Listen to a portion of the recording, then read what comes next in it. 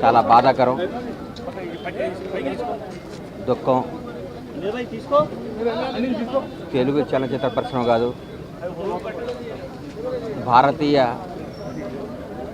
కళారంగం ఒక గొప్ప ధ్రువతారను కోల్పోయింది.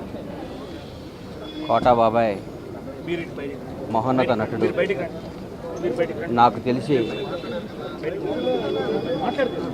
ఇండియాలోనే ఒక ఫైనెస్ట్ యాక్టర్ కోట శ్రీనివాసరావు గారు. 83 ఏళ్ల వయసులో గత 20 రోజుల నాడు ఆయన దగ్గర రావడం జరిగింది. చాలాసేపు కూర్చుంటే ఆయనే కబురు చేసి పిలిపించారు. ఒకసారి వచ్చిపోరా అన్నాడు.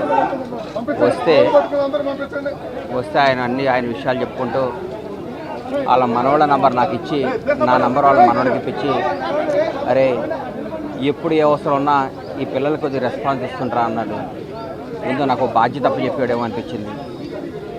ఆ రోజు ఆయన కాలు, ఆయన పరిస్థితి చూసి చాలా దుఃఖపడ్డాను.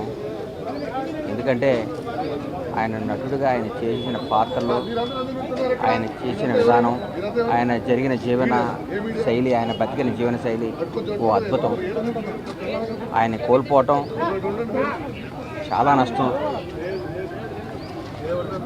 చాలా నష్టం జరిగింది కళామ తల్లికి. ఒక గొప్ప నటుని కోల్పోయాం. చరిత్రలో ఒక తెలుగు చలనచిత్ర పరిశ్రమ చరిత్ర రాస్తే కోటా గారికి ఒక పేజీ ఎప్పుడూ ఉంటుంది. ఒక మహానటుని కోల్పోయాం. ఆయన పవిత్ర ఆత్మకు శాంతి కలగాలని ఆ భగవంతుని కోరుకుంటూ ఆయన కుటుంబ సభ్యులకి నా ప్రగాఢమైన సానుభూతి తెలియజేస్తూ, తెలుగు చలనచిత్ర పరిశ్రమ ఆయన కుటుంబానికి ఎప్పుడు అండగా ఉంటుంది. వాళ్ళ కుటుంబానికి మేమందరం ఇప్పుడు ఒక బిడ్డలాగా, ఒక ఆత్మీయులాగా నిలబడతాం.